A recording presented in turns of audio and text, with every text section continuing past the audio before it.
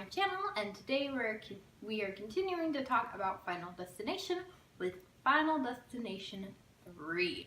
And real quick before I get into this review, I just want to give a quick shout out to my Patreons. Thank you guys so much for helping to contribute to the channel. You know, it means the absolute world to me. If you want to know the perks of being a Patreon, links are in the description along with all of my other social media. So let's get into it.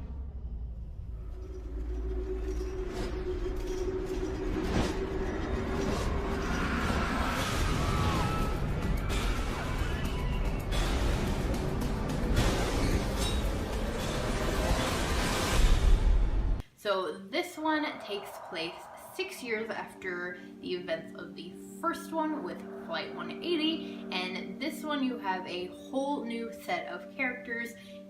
The only real connection between this one and the other two films is that we have our main character, Wendy, who is played by Mary Elizabeth Winstead, I think is how you pronounce her last name. Just like in the films before, has a premonition, and this one is of a roller coaster at her high school graduation. And of course, after she has this premonition, her and some of her fellow classmates get off of the ride. Unfortunately, her boyfriend and best friend are unable to get off of the roller coaster and get stuck, and they end up dying. And of course, same premise, have to now try and cheat death throughout the film as it continues to chase them.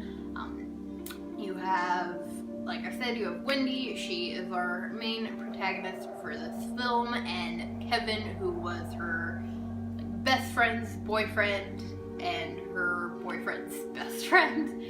And this movie kind of forces them to come together to try and save themselves and everybody else. You guys know how this goes. I love the third one. I think it has some of kind of the more terrifying deaths for me personally. I'm not a fan of roller coasters. I was never really a fan of roller coasters even before this film. Even when I was younger, would be forced basically to go on them. I always hated them, and I will not get on one now. Same thing with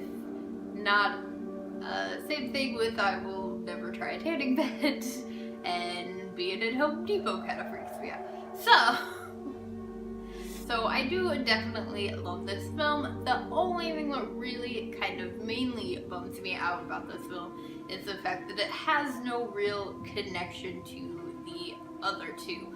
It takes place in a different location, and the students have no connection. In the first two, they connected them because everyone who got off of Flight 180, when they died later on in the films, their deaths prevented the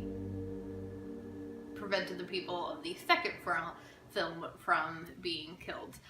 So it's spiraled this whole thing, and so then when we get into the third one, there's none of that connection between them and the other characters, which I guess kind of makes sense. There's only really so long that you can kind of keep going with that. But I mentioned in my review for the second one that was one of my favorite things about that, and so I really wish that's something that they would have been able to continue with the rest of the films. They just strayed away from that completely. Now, of course, they do still mention the events of the first two films, of course, because she does research into it. So they're still living in a universe where, of course, those events have happened. They don't completely, ignore the first two films, which sometimes happens in horror. But like I was saying, I still wish they would have found a way to keep that connection. And one thing I do really love about the third film, aside from the kills, of course, is Death's design in this one. In this one, they go based off of photographs that were taken. The events happen at their school's graduation, and Wendy is taking photos for the yearbook, and so she has all these photos that basically predict everyone's death. and that is something that I really, really enjoyed about this one, and that was definitely different. She wasn't really going off of memory so much of, you know, the events a little bit, because she does have to kind of try and remember where everybody sat on the roller coaster, of course, but she's really going kind of off of these photos to try and predict exactly what their death is going to be, and that was a bit of a change that I really enjoyed for this one. So as far as my favorite death for this one goes, I have to say it's Erin's. As sad as it makes me when both her and McKinley die, even though I guess McKinley is kind of trying to go after Wendy in this one, but I mean, you can't really blame him. He blames her for Erin's death.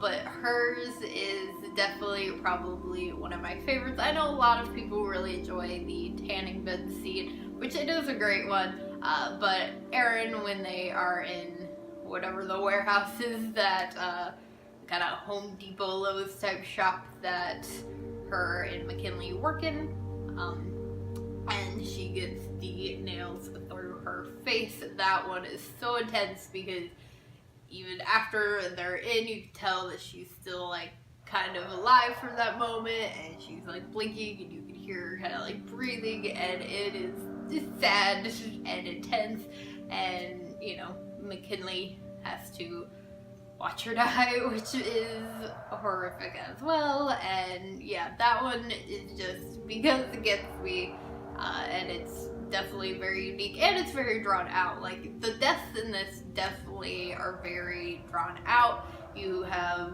a lot of kind of guessing of what is it gonna be, and when they, you know, they're in this very dangerous, basically, building, and Kinley's just kind of, you know, throwing stuff up on shelves and driving around in machinery, and not really paying attention to the fact that they're telling him that they are in danger, and could really just die at any moment.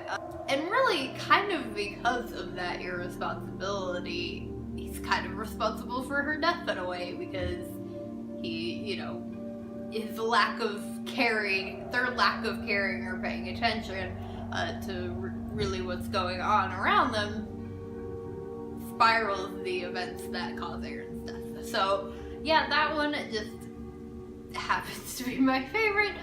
So let me know what you think of Final Destination 3 in the comments below, as well as letting me know what your favorite death from this one is. If you have not watched my other two reviews, there will be a link to the playlist in the description below, so feel free to check those out. If you did enjoy this, please do give a big old thumbs up, and make sure that you hit that subscribe button for more horror related content, and I'll see you guys later with another video. Bye!